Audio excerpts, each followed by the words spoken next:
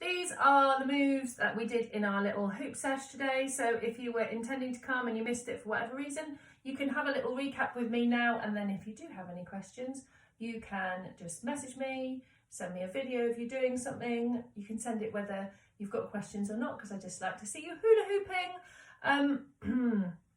So here we go. We started off with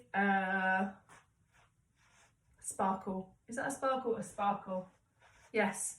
So just lifting the hoop and lowering the hoop as you turn.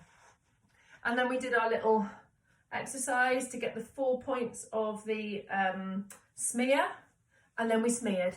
We smeared one way. We smeared the other way.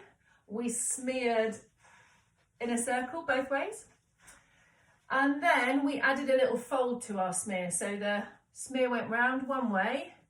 We stopped it at the front. Oh, and then it went the other way. We stopped it at the front with the hand across the body. So we follow the hoop around, stop it at the front, follow it around, stop it at the front. And then, this is where we added the fold. As it's across the front, this back side of the hoop flips out around and comes either to the side or behind. So a little hinge motion in that hoop. Around, hinge, maybe comes behind. What's that called? Smear, cross, hinge, smear, hinge. So you can do that with loads of smears in there, or you could just practice it from one side to the other. I like that move. Yep. So those were our smears. We also went from there to a barrel roll with our hands either side of the hoop. So pushing into the hoop, lifting it above your head, and then bringing it down. You can have your hands here. I actually find it easier to have my hands a bit closer top to bottom. So one way, and the other way. And then we did that with one hand, one way, and the other way. Oh, that was a crap one. Around, and back. We did some folds, ladder folds. We did some side to side folds here. Whoop. So bringing it all the way behind us, there, or just out to the side. Out to the side. Yeah.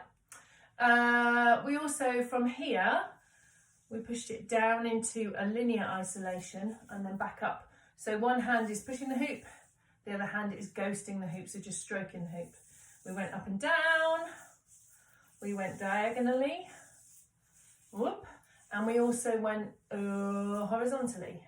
Yep, so always trying to make sure that the hands are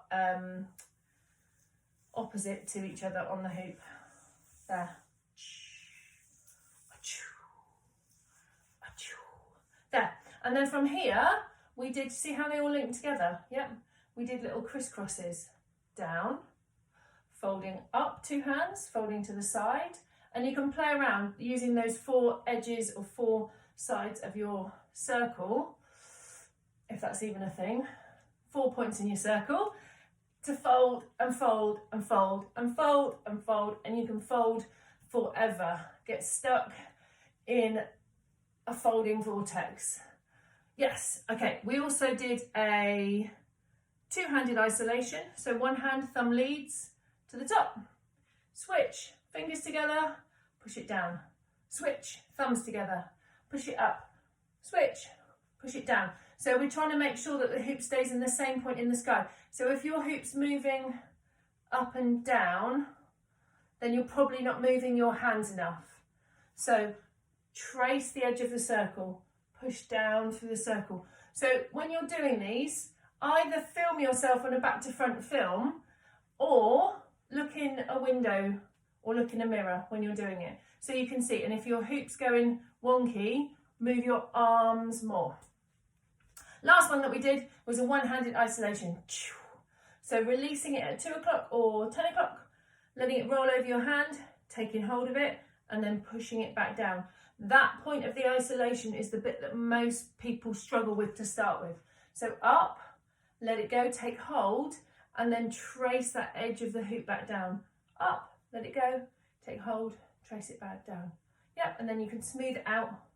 And then you could add a second hand if you want to. Whoop. You could add a barrel roll. You could add a Yeah, and you can add them, link them all together if you want. Yeah, so have fun with it. Any questions? Gosh, that's a long video. Any questions? Let me know. Oh, is this going to send? Let's see. Otherwise, bye-bye.